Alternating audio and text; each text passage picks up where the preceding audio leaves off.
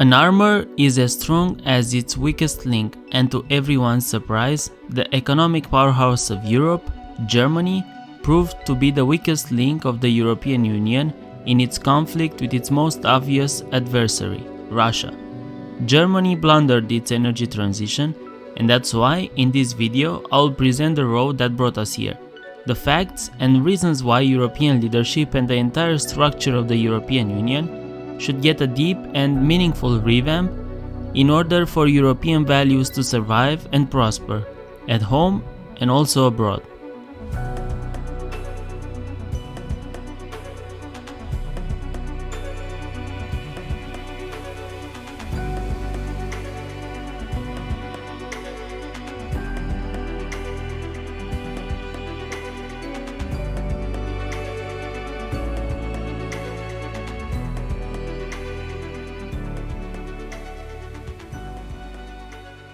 In 2002, after German Chancellor Gerhard Schröder's decisions to gradually phase out nuclear power by 2022, Germany found itself at a crossroads in choosing its future energy policy. Trapped between a hard place, which was the effort to drastically decarbonize its energy system, and a sledgehammer in the idea represented by the dangers and risks involved when operating nuclear power plants, the country chose to double down on renewable energy production and phasing nuclear energy, a decision that was taken carelessly without taking in account the factual realities and will come back, after 20 years, to implode German economy and take together with it the entire European continent, not just European Union, European continent deeply dependent on commercial relationships with Germany. Just as a disclaimer, I'm not an energy expert nor a political sciences expert. I consider myself an observer, and the journey that I will want to take you in this video is a sightseeing of Germany's past decisions, the obvious blunder in taking them, and how can we all contribute to a better future for our world by observing, debating, and trying to make sense of what we see and hear.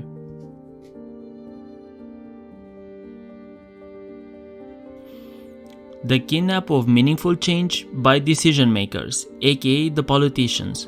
There are two types of decision making, no matter whether there are decisions for your personal life or for your professional one. A good decision can be made when you understand the different parameters of the matter that you are working on, or, in some rare cases, by pure luck. You thought that the actions that you are taking put you on a good road. It's possible that at the moment of decision making you took a bad one. But in time, variables change, and now your initial bad decision is a good one. On the other hand, bad decisions can be taken by not understanding fully the extent of the problem and the different variables that it contains. And in times like this, we are made to look like fools. We've been in the situation of arguing with someone, and the word that we let slip our mouths proved to be a very uninspired decision, just because we didn't understand or we didn't think enough on what we will say. But there's another modus operandi in the decision-making process. An intentional move done with malevolence and pure self-interest, like having an argument and actively seeking to spew words that hurt and humiliate the other party. But let's move from this philosophical discussion to a more pragmatic one.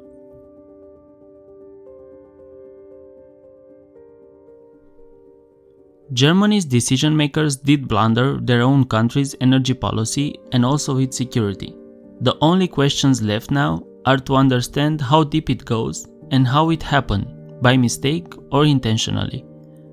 For this, we need to look at the decision makers and their actions, and no one stands out more than the ex-chancellor of Germany from 1998 to 2005, Gerhard Schröder.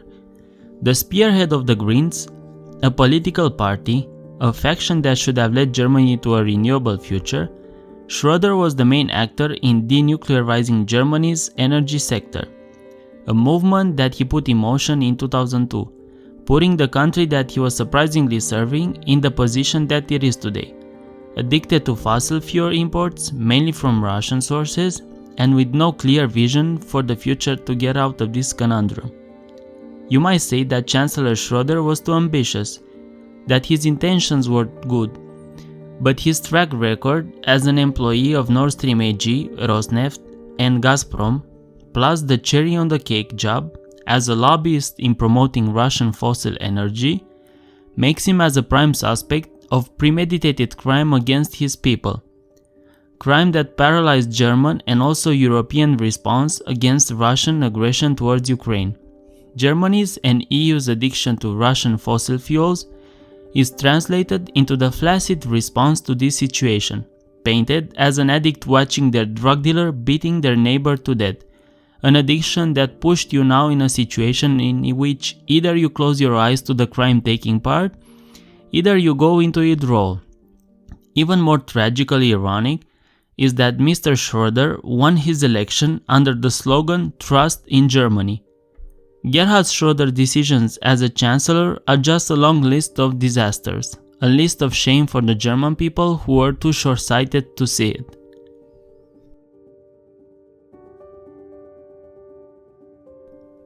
In the 2005 elections, Germany's political war moved towards change, and Angela Merkel won. And for the next 17 years, 17 years, Chancellor Merkel did little to improve the situation, and in my own opinion, I think the situation got way worse. If Gerhard Schroeder has an obvious track record that paints him as an intentional bad character, in the case of Angela Merkel is more of a neglecting attitude. Neglecting the facts and the future reality that will cover Germany. By spearheading the Green Revolution, Germany headed in an ideal direction, but the country's lightspeed charge towards the green future was a sham, built on a weak base in which expert advice was overturned by populist ideas. Green energy production is intermittent business, and without proper storage and distribution network, Germany started to import more and more fossil fuels to fill the gap of intermittent renewables, nuclear plants shutdown, and coal dephasing. And most of these fossil fuels, especially natural gas, came from Russia. You may argue that until 2008, when Russia started a war with Georgia, and then in 2014, again with the Russian invasion of Crimea, Germany just sleepwalked into this row of misfortunate decisions. But after 2014, the German people has no excuse for their inaction and blind view in not getting themselves rid of the addiction to Russian fossil fuels. There were warnings and pleas from all over the international community, especially from the most knowledgeable countries when it comes to Russian relations, the Eastern European bloc, and Germany's EU partners. The writing was on the wall, and from 2014 to 2022, it was 8 years, more than enough to come up with a meaningful solution. But guess what? Instead of diminishing its imports of Russian fossil fuels, Germany doubled down on them, and in 2021, for example, 55% of the natural gas and 35% of oil consumption were Russian sources. In the first 2 months of the current war that Russia started against Ukraine, Germany paid 10 billion euros for Russian-sourced fossil fuels. Just to visualize this more clearly, 10 billion euros it's enough to buy approximately 567 PZH-2000 artillery system. Germany sent 12 until now together with the Netherlands. If you extrapolate the data to the whole EU, 44 billion euros were paid to Russia in the first 60 days of the conflict. At this time, it's looking like you are buying your drug dealer a machine gun to go and murder your neighbor while giving him a knife to defend himself. If Gerhard Schroeder is the villain that put Germany on the path to addiction to Russian fossil fuels, Angela Merkel is the one that closed her eyes to the writing on the wall. And being evil, it's not only characterized by doing something evil. Closing your eyes to evil makes you the same bad.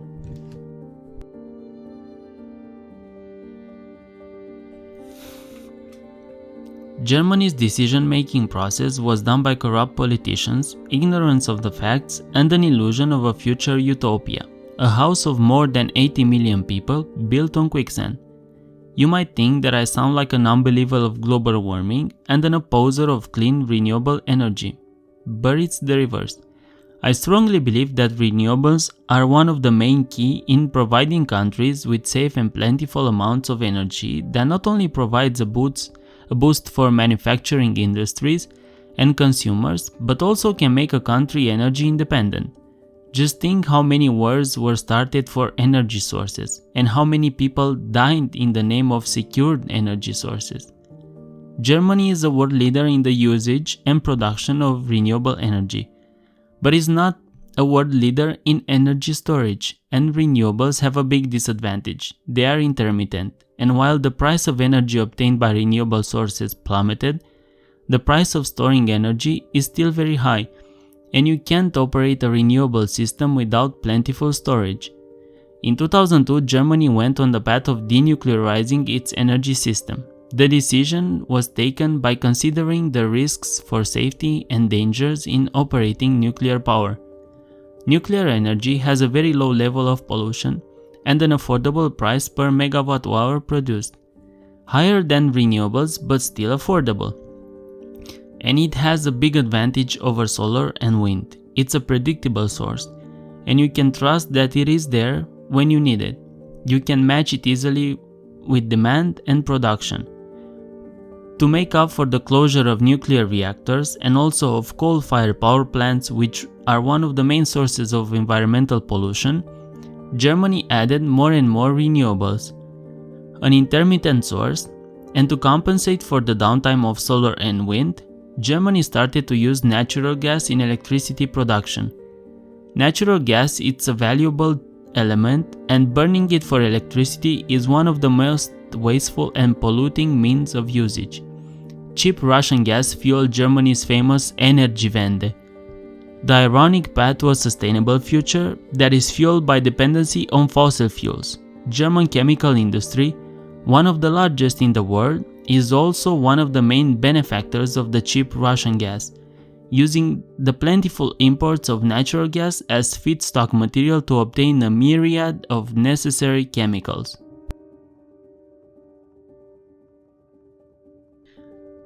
To simplify the situation, Germany created a policy in which sun and wind are the main sources of energy, but with not enough backup storage. And when intermittency intervenes, the dependency on natural gas becomes even more evident. Energiewende is just an illusion. The emissions of German power system were just exported to petrostates, countries that are at least interested in reducing emissions, and drilling for natural gas involves high levels of pollution and environmental damage. Meaningful change should be done by those who understand the energy system, by specialists and professionals. The public should be informed truly and reliably of the advantages, disadvantages, and the true cost of choosing one way or another. Populist movements pressure the politicians into making disastrous decisions that are in the end affecting the populace too. In the case of Germany, the country had all the ingredients for a meaningful change. They had the specialists, they had the industry capable of engineering marvels, they had the strong finances, and also a strong and well-informed free society that can inform and reflect upon the information. But it seems that the populist move to create a literal utopia, it was a lot stronger than facts and reasonable discussion. The society missed the philosopher's way of thinking, the critical judgment that every person should mandatorily possess, a skill that our education system should focus and work on. Germany's decade-long energy policy, together with other European countries, fueled the Russian steamroller, and now topped up with resources, starts to trundle westward to flatten its neighbors. We are finding ourselves today in the comfortable position of just blaming Russia, the evident bad character of the story, and its people, may be some of the biggest victims of the Russian regimes, ironically, for the destruction brought at the doorstep of Europe.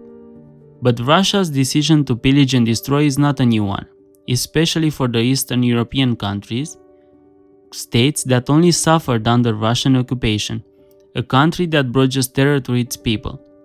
Naturally, these countries were the ones that pulled first the alarm bell, first in 2008 and then in 2014.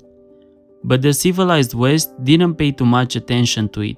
The profits and well-being that Russian fossil fuels brought to its countries were a benefit that they were not willing to abandon, and they doubled down on it, financing along the way Russia's barbarism in Chechnya, in Georgia, in Ukraine, and also in Syria.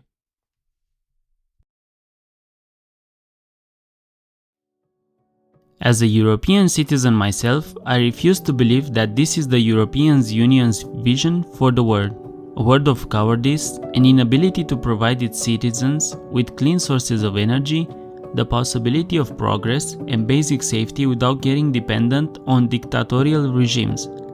When a country as rich and as progressive as Germany, the European de facto leader, finds itself on the other spectrum of European values, how can Europe as a whole present itself as a modern and educated society? From how the situation is looking, this winter is going to be a painful one for Germany and its people. And together with them, all the Europeans will feel it, the withdrawal effect after consuming this drug, the Russian fossil fuels. I know that this doesn't sound cheerful, but harsher times tend to show the true colors of a character. And I have hopes that this will do too, and Germany will grow a spine together with all the other European countries, will pull themselves up, and also along the way they will help the ones that suffer the most because of their ill-taken decisions. I see this as a part of the bigger European project, one of the biggest opportunities to create a deep and meaningful change for the European society. But for now, Germany failed. First itself, and then Europe. Thank you.